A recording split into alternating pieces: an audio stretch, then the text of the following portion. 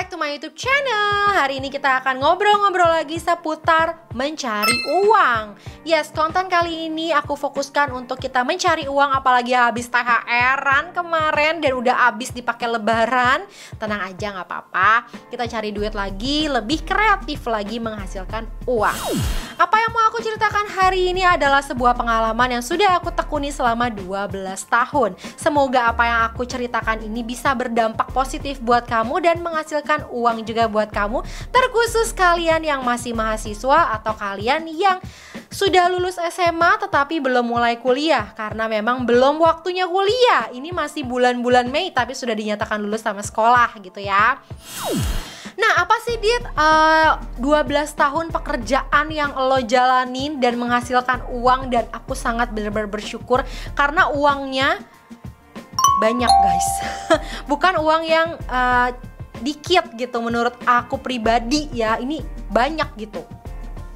Dan semoga bisa menginspirasi kalian. Tapi sebelumnya aku mau ngucapin selamat datang dulu di YouTube channel ini. Di sini kita akan membahas kehidupan yang berhubungan dengan uang supaya kita menggunakannya dengan lebih bijak lagi, gak sembarangan pakai duitnya, gitu ya guys.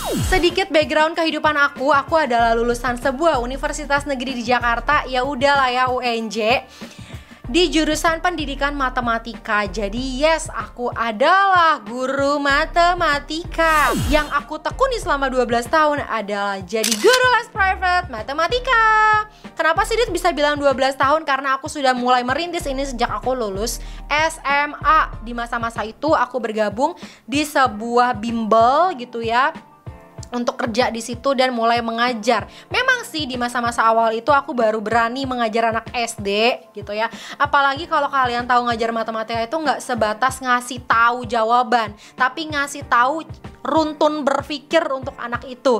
Misalnya dia nanya segitiga kenapa luasnya itu alas kali tinggi bagi 2, kenapa?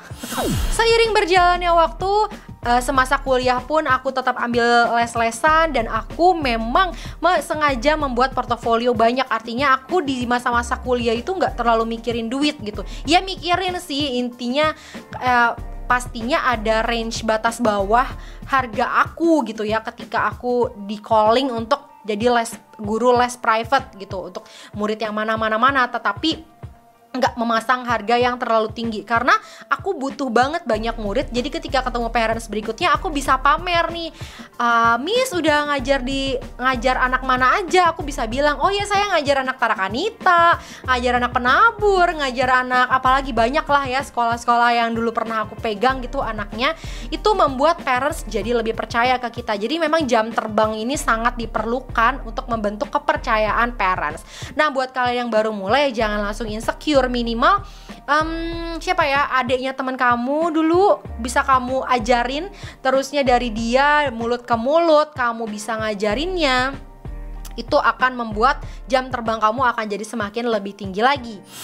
Apa yang mau aku bagikan hari ini seputar suka dukanya kali ya. Suka dukanya jadi guru les tuh biasanya sukanya ya duitnya lumayan guys. Jadi kalau aku bisa sedikit ngasih perbandingan secara logika gitu ya, UMR Jakarta kan di hari ini 4,6 juta. Kalau diambil dibagi 20 hari kerja itu artinya 4,6 juta dibagi 20 hari kerja yaitu 2,3. Kalau dibagi lagi dalam 8 jam kerja sebagai seharusnya, kalau bisa kita lihat. Tetapi kalau jadi guru les itu per 2 jam 200.000. Gede kan?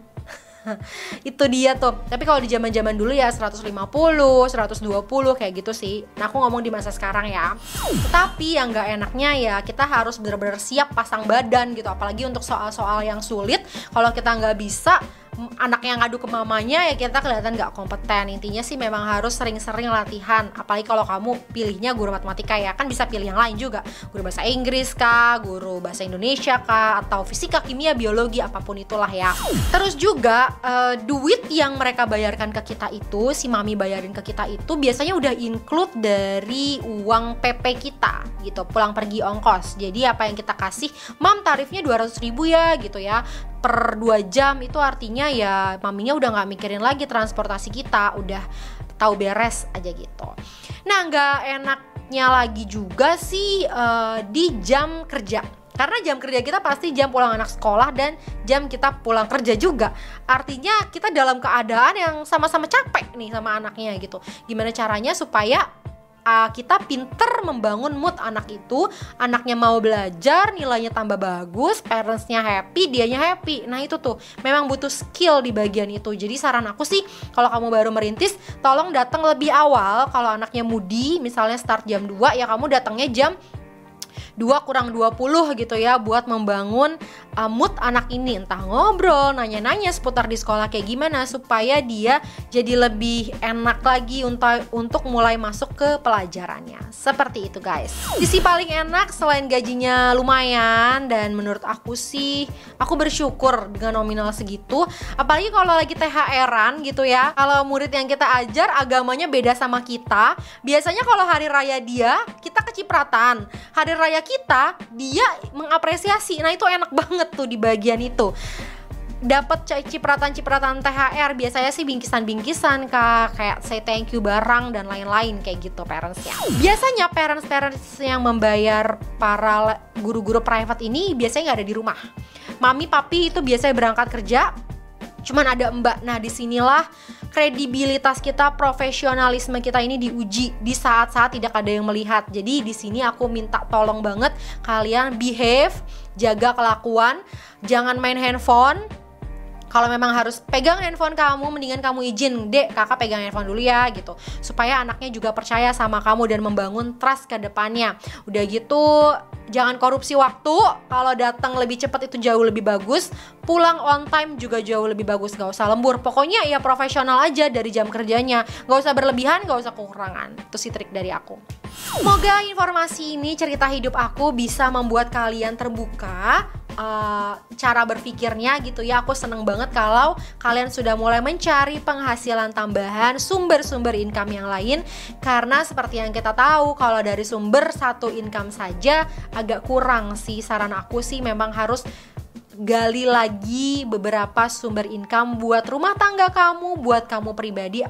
Kalau belum menikah gitu ya, usahakan mulai membangun habit untuk mempunyai bisnis sampingan atau pekerjaan sampingan. Seperti itu. See you on my next video. Kalau boleh like, comment, dan subscribe supaya kita bisa ngobrol-ngobrol lagi di video aku berikutnya. Cerita sama aku ya, kamu tuh kerja sampingannya apa sih? Pengen tahu, jadi kepo nih. See you on my next video. God bless you all. Bye-bye.